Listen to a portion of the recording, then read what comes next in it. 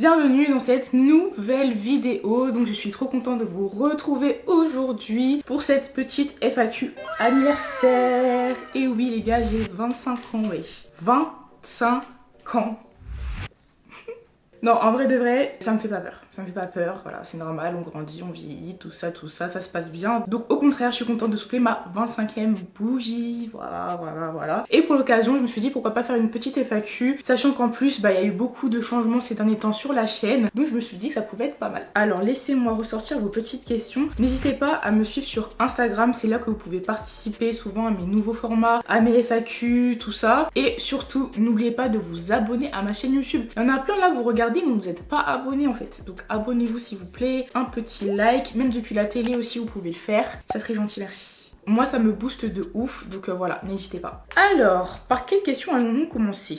Quelles ont été les choses positives pour toi l'année de tes 24 ans? L'année de mes 24 ans a vraiment été une année de reconstruction, sur tous les points. Vraiment sur tous les points. 2021 et 2022, ça a été des années très compliqué pour moi à plein de niveaux. 2021 franchement je pense que j'ai frôlé la dépression, ça allait pas du tout, que ce soit au niveau du taf, au niveau de la famille, au niveau de mon couple parce que j'étais encore en couple à ce moment là, au niveau de tellement de choses, genre vraiment je voyais du noir à la fin de l'année, je voyais vraiment du noir. 2022 je me suis dit vas-y ça va aller mieux et tout ça. Rupture et pas des moindres. Voilà, rupture, puis tout ce qui s'est enchaîné par la suite, je vais pas revenir dessus. Donc voilà, ça a vraiment été 2 années très compliquées. Et en fait, des fois, j'ai l'impression que je suis un Sims à qui on donne des missions, des petits événements et tout. Et j'ai l'impression que là, la personne qui me contrôle, elle a dit bon, tu sais quoi, elle en a un petit peu bavé et tout ça, on va doser. On va doser et franchement cette année ça a été l'année du dosage où vraiment j'ai vraiment cerné ce que je voulais faire, ce que j'acceptais, ce que je n'acceptais plus et ça s'est ressenti sur tous les points, que ce soit au niveau du travail. Voilà, je me suis beaucoup cherchée cette année et je me suis trouvée, donc je suis trop contente. Même en amour je dirais, je me suis beaucoup cherchée, mais on y reviendra. Et ouais, mais là franchement tout va bien en ce moment, je suis trop contente et encore une fois j'ai l'impression que j'ai vraiment mis les petits pions, tu vois, genre j'ai posé les petites bases pour que l'année de mes 25 ans soit une très belle année, donc je suis trop contente. Te sens-tu assez proche de tes amis, ta famille pour te confier à eux? Écoutez les gars, déjà je me confie à une caméra, donc mes amis, vous inquiétez pas, je me confie aussi. Non, je suis morte parce qu'en fait récemment, je parlais avec quelqu'un et tout, et la personne me disait mais est-ce que t'as toujours autant de facilité à te confier? Et j'ai envie de dire gros, je raconte littéralement ma vie sur YouTube en fait, donc à partir de ce moment là franchement moi j'ai pas du tout de souci à me confier. Il y a eu des périodes où c'était un peu plus compliqué parce que j'avais eu des trahisons amicales et tout, mais franchement aujourd'hui et je trouve ça tellement important, genre il y a des gens qui vont te dire ouais non moi j'aime pas quand on parle de nos histoires à nos proches et tout ça, il faut pas. Moi je trouve que c'est important parce que à partir du moment où t'as un entourage qui est sain, qui est bienveillant envers toi, pour moi ils vont tout faire pour bien te conseiller. Les personnes qui ne parlent pas en général, c'est elles après qui petit à petit se retrouvent dans des situations où elles perdent le contrôle parce que des fois tu peux pas avoir le recul nécessaire sur ce que tu vis. Après je sais qu'à ce niveau là il y a vraiment 2 écoles parce qu'il y en a aussi qui vont dire que oui mais par exemple je sais pas, tu racontais tes problèmes de couple à tes proches, eux ils vont pas forcément pardonner de la même manière que toi. C'est vrai, c'est aussi vrai, mais moi personnellement à choisir, je préfère être quelqu'un qui me confie, qui parle à mes proches et aussi être une oreille pour mes proches que chacun reste dans son coin, personne ne se dit rien et tout et au final quand t'as besoin de conseils tu sais plus vers qui te tourner.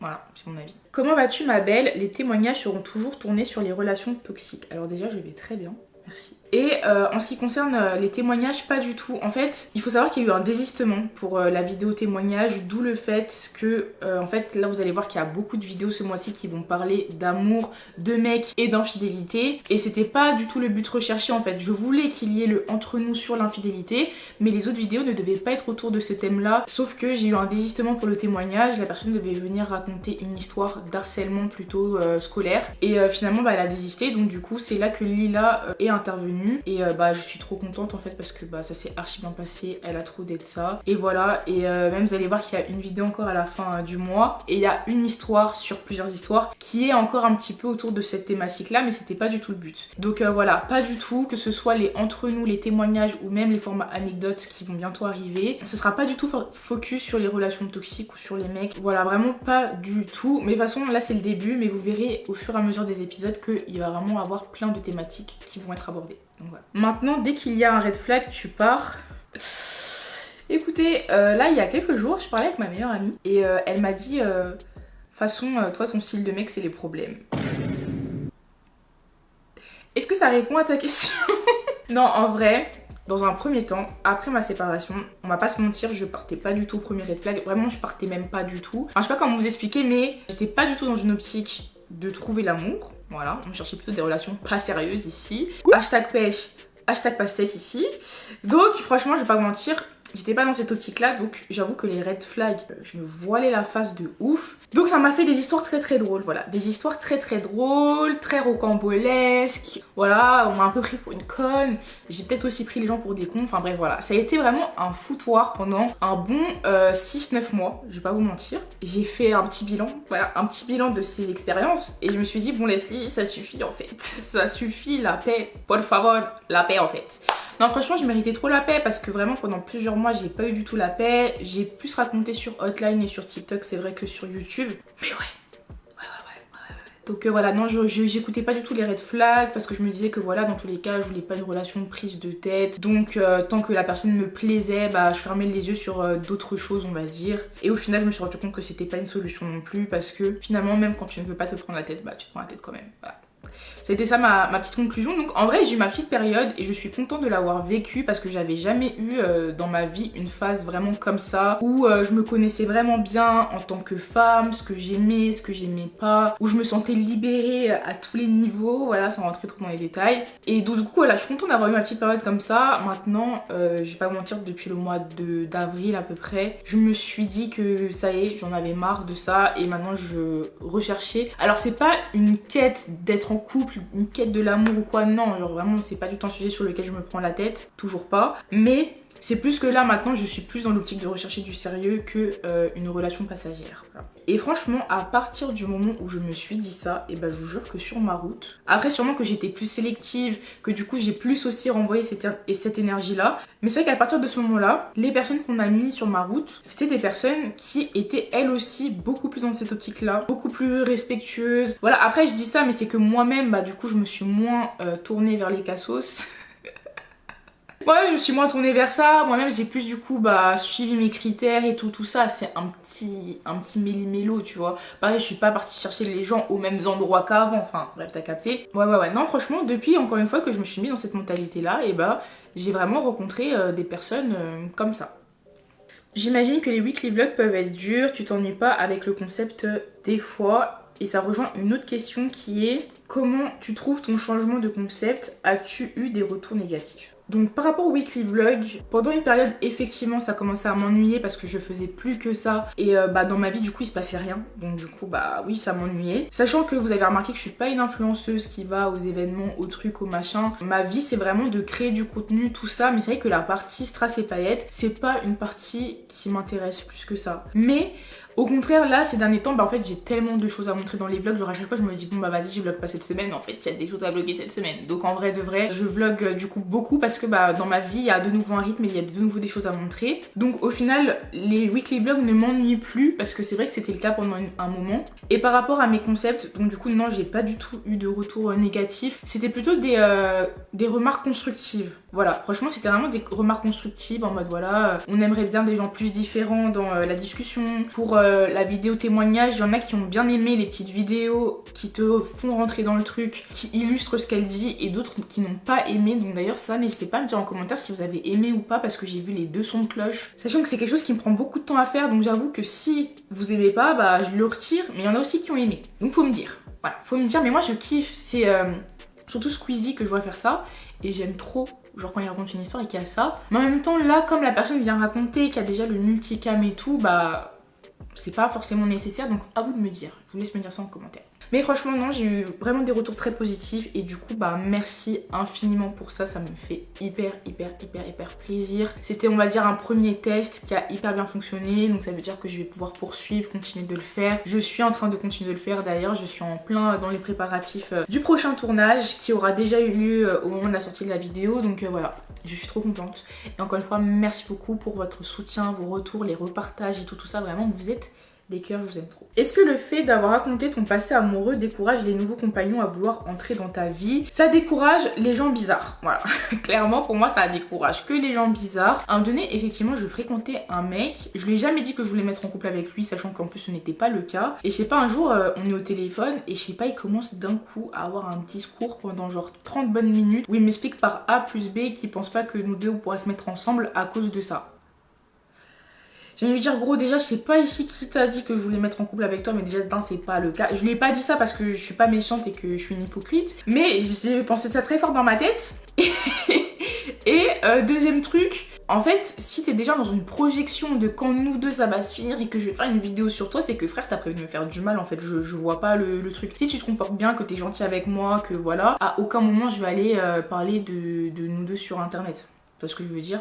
Même moi, dans ce qui m'est arrivé, si les premiers trucs que j'avais vus, ça avait pas été sur Twitter, ça avait pas été public, enfin, il y aurait jamais eu la suite de tout ça. Enfin, je sais pas comment vous expliquer, mais c'est l'histoire, elle était telle, c'était tellement, il y avait tellement de choses, c'est parti tellement loin que je l'ai fait. Mais c'est pas du tout quelque chose que je souhaite reproduire. Même à l'avenir, du coup, ça m'étonnerait que j'expose ma relation parce que ce qui s'est passé, certes, ça a aidé des femmes, enfin, tout ce que tu veux, il y a eu des points positifs.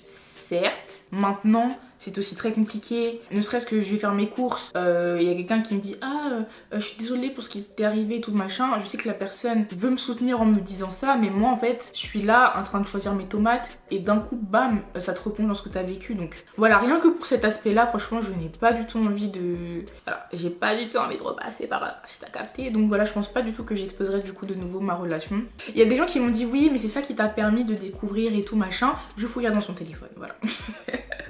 Je fouillerai dans son téléphone et j'aurai ma réponse toute seule. Ça ira très bien. Non, en vrai de vrai, juste, je précise parce que c'était une blague, mais je n'incite personne à fouiller dans le téléphone de son mec. Maintenant, j'ai toujours été dans des relations, enfin avec des gens avec qui il n'y avait pas de souci de regarder dans le téléphone de l'un ou de l'autre. Donc j'irai rechercher mes informations toute seule si jamais j'ai un doute. Voilà. Mais l'exposition, après je dis ça, on sait pas de quoi demain est fait. Mais je pense pas que ça arrivera.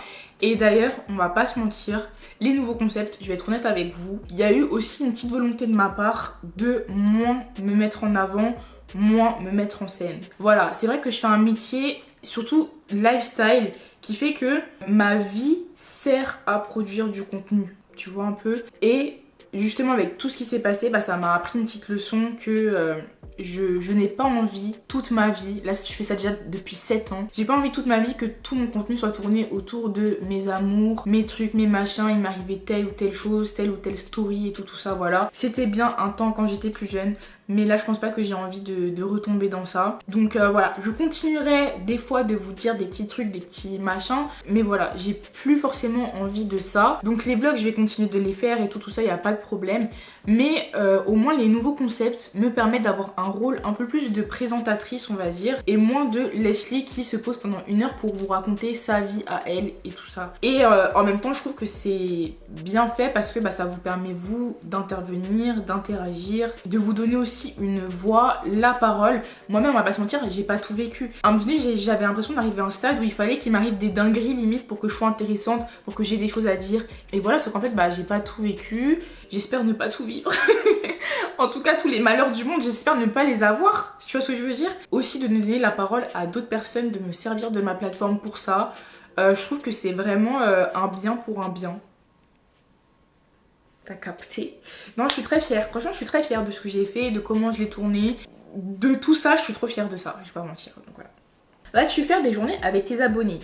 Les gars, en fait, je vous jure que depuis que j'ai lancé ces nouveaux concepts, j'ai débloqué quelque chose. Dans le sens où je me dis qu'en fait, mais tout est possible. J'arrive en pleine semaine à faire déplacer quand même un certain nombre de personnes pour venir parler de sujets, de trucs, de machin, se faire filmer. Et dans ma tête, des fois, je me disais, mais je peux pas faire de meet-up, j'ai trop peur qu'il y ait personne qui... Je sais pas pourquoi j'ai cette peur-là. Pas qu'il y ait personne qui vienne, mais je sais pas que ça se passe mal, qu'on ait rien à se dire, que... Enfin, tu vois, faut quand même que ce soit organisé, que ça vous apporte un truc. Enfin, je sais pas. Jusqu'ici, ça, je sais pas, ça me bloquait. Surtout de faire un meet-up toute seule en France, parce que je me suis dit mais vas-y, je fais un meet-up à l'étranger, même s'il y a 3 personnes je m'en fous parce que c'est pas la honte. Enfin voilà, comme tout le monde des fois j'ai des petites insécurités, voilà. Et là en fait ça m'a vraiment prouvé mais à quel point gros t'as une communauté, ta communauté elle est là, bien sûr que tu veux faire des trucs avec eux. Donc franchement oui ça m'a trop donné envie. Là je vais pas vous mentir, les concepts ça prend beaucoup de temps, mais je vais essayer de m'entourer, faire une vraie équipe pour qu'on puisse m'aider à faire tout ça et du coup à dégager du temps aussi pour d'autres projets. Et pourquoi pas, oui bien sûr, faire des journées avec vous, vous rencontrer, faire des petits meet-up en mode empowerment et tout. Non j'ai trop hâte, franchement j'ai trop hâte, il y a plein de choses à faire. Je vous jure ça m'a vraiment débloqué un truc par rapport à ça parce que de base je suis assez introvertie. Socialement je suis là, je suis pas là, enfin je sais pas comment t'expliquer mais voilà, mais en fait tout ça c'est des choses qui se sont vraiment débloquées chez moi, ça va beaucoup mieux. Mon côté réservé, renfermé, trahi par la vie et le monde, il s'est totalement, pas totalement mais vraiment j'ai beaucoup moins de séquelles de mes blessures du passé. Ça fait que je suis quelqu'un aujourd'hui de beaucoup plus ouverte, beaucoup plus, ça se voit de toute façon je pense, tout simplement à la caméra, donc voilà. Et d'ailleurs ça rejoint une autre question qui était: est-ce que t'as pardonné les personnes qui t'ont fait du mal? Cette question je la trouve hyper intéressante parce que je pense pas forcément aborder cette question là entre nous, quoique pourquoi pas, je sais pas, vous me direz si c'est une bonne idée. Mais moi en fait il faut savoir que j'ai beaucoup de mal avec le pardon. Donc s'il vous plaît, ne mêlez pas la religion à ça, voilà, ne mêlez pas la religion, pitié dans les commentaires, épargnez-moi. Mais c'est une réalité, c'est sûrement un défaut, je sais pas, parce que dans la société, c'est quelque chose qu'on nous dit tout le temps, il faut pardonner, même pour soi et tout ça. Moi je suis pas d'accord.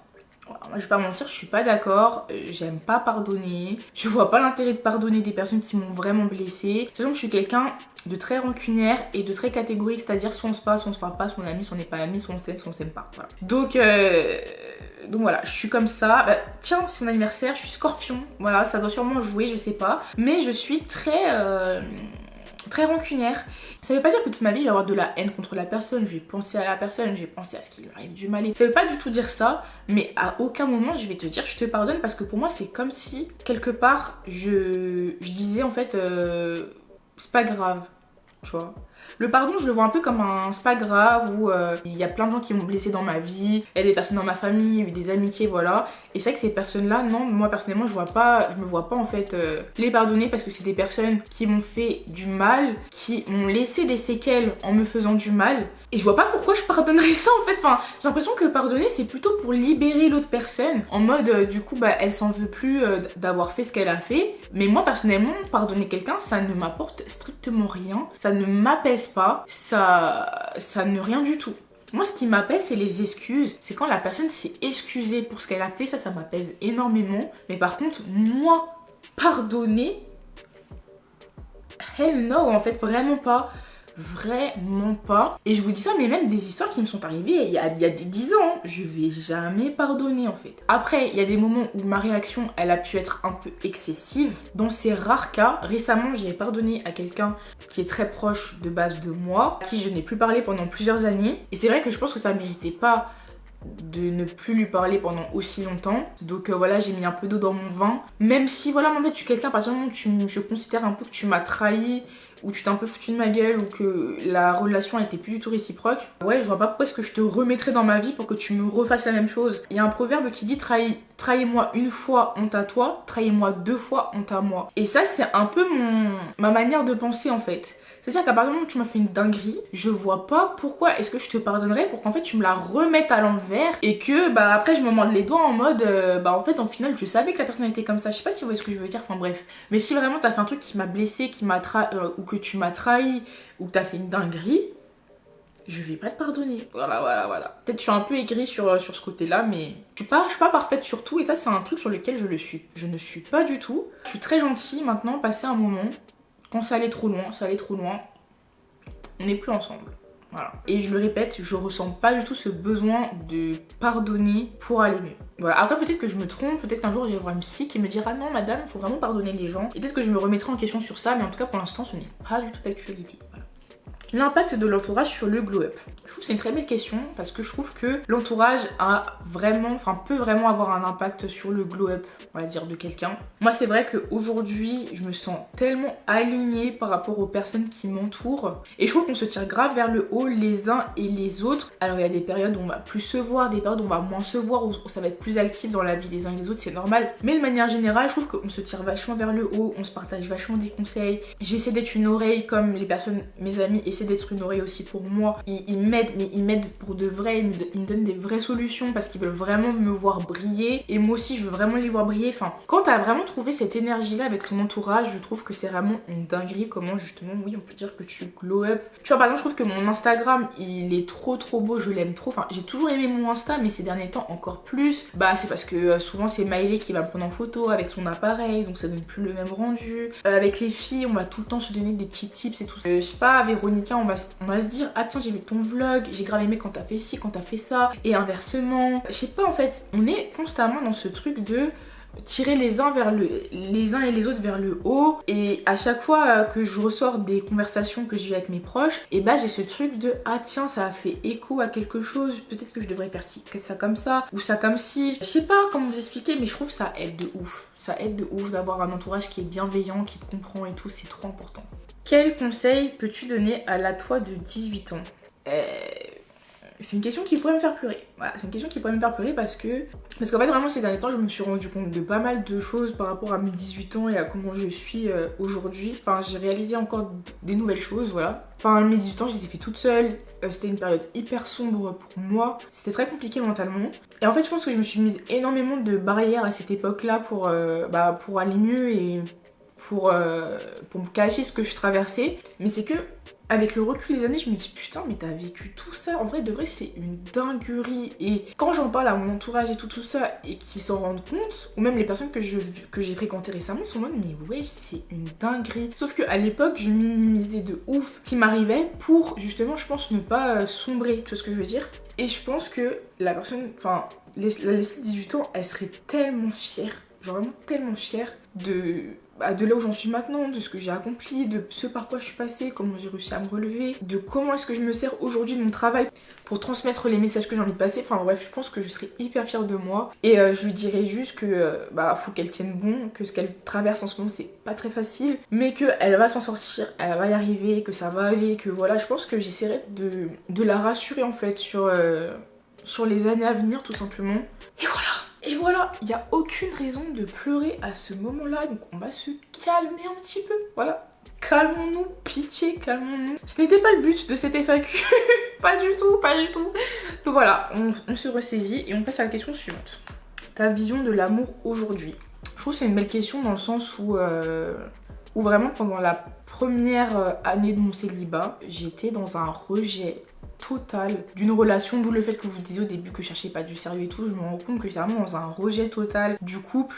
Je pense que c'est aussi pour ça que je me tournais vers des mecs assez problématiques, parce que je me suis dit au moins je vais pas m'attacher à eux et au moins je vais pas mettre en couple. Enfin je sais pas si tu vois ce que je veux dire, mais je pense qu'il y avait un petit peu de ça dans le fond, parce que j'avais du mal à intégrer ce qui m'est arrivé.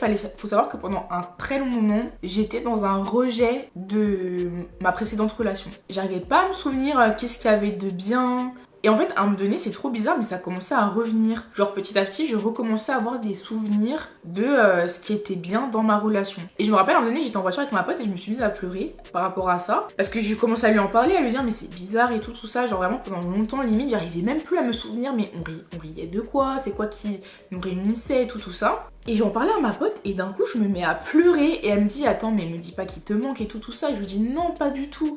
Mais en fait, c'est juste de la nostalgie, en fait. La nostalgie d'avoir été en couple, d'une relation.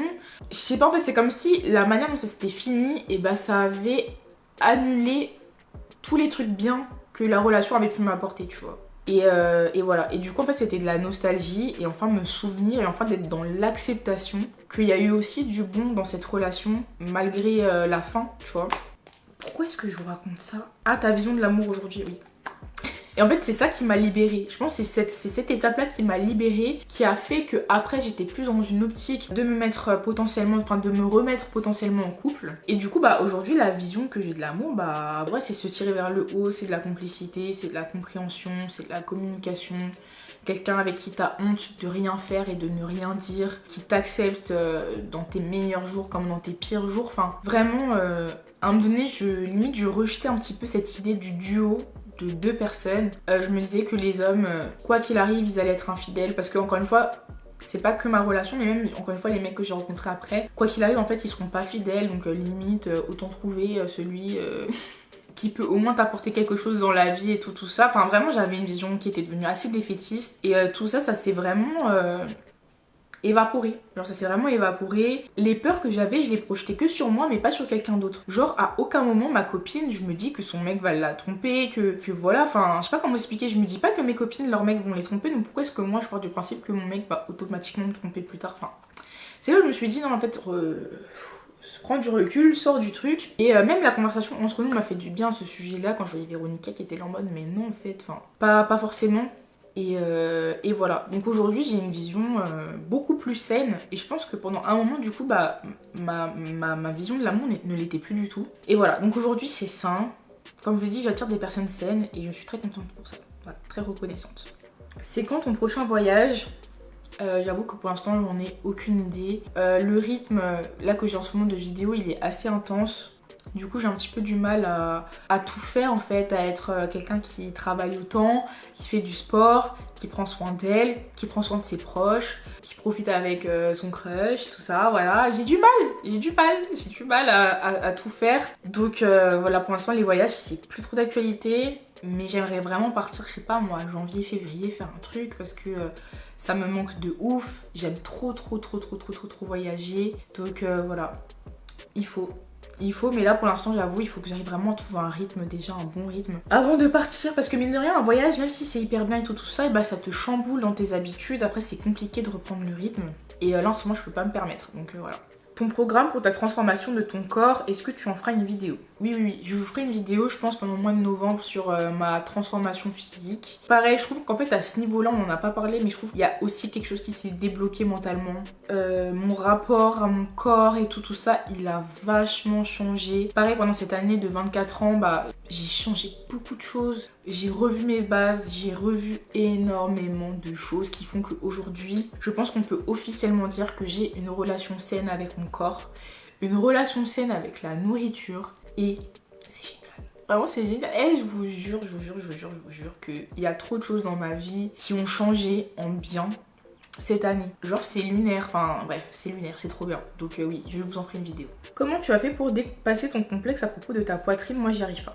Donc comme vous savez, enfin comme vous le savez peut-être pas, mais j'ai déjà fait une vidéo il y a très longtemps sur le fait d'avoir une poitrine qui tombe et qui est aussi imposante. Et à quel point ça m'a complexée, ça m'a tellement complexée. Ma poitrine vraiment c'était mon plus gros complexe pendant très longtemps.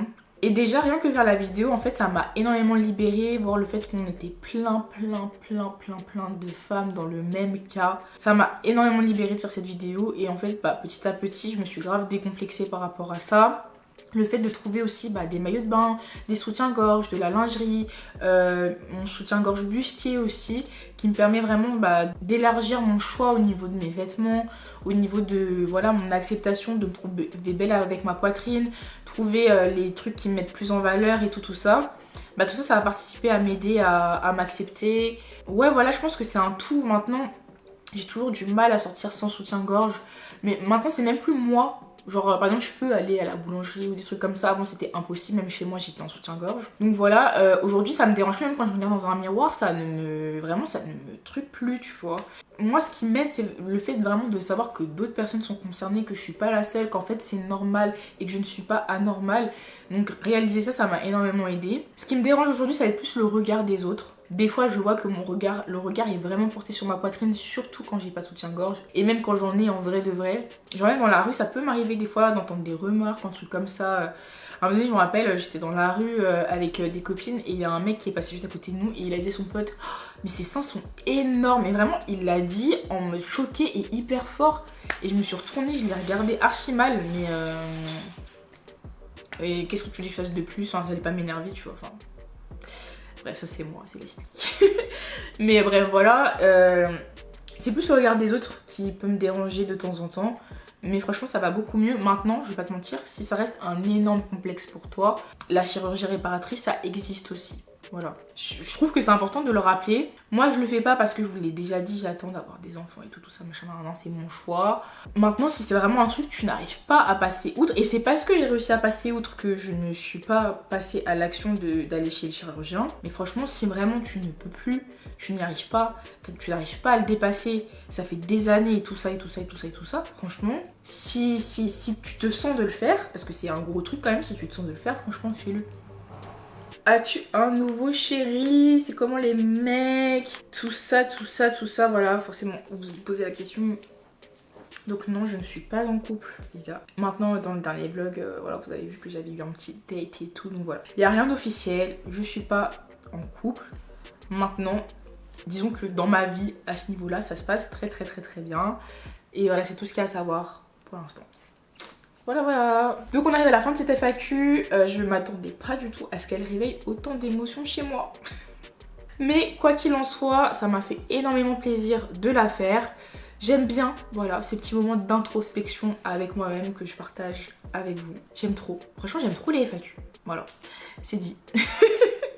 En tout cas, on se retrouve très vite pour une prochaine vidéo. Il y aura une vidéo pour Halloween le 31 octobre. Voilà. Je vous fais plein de bisous. Mouah. Ciao! I love you, girl. Follow me, follow. Come to me now, follow. Sweet Belinda, follow. Oh yeah, follow me, follow.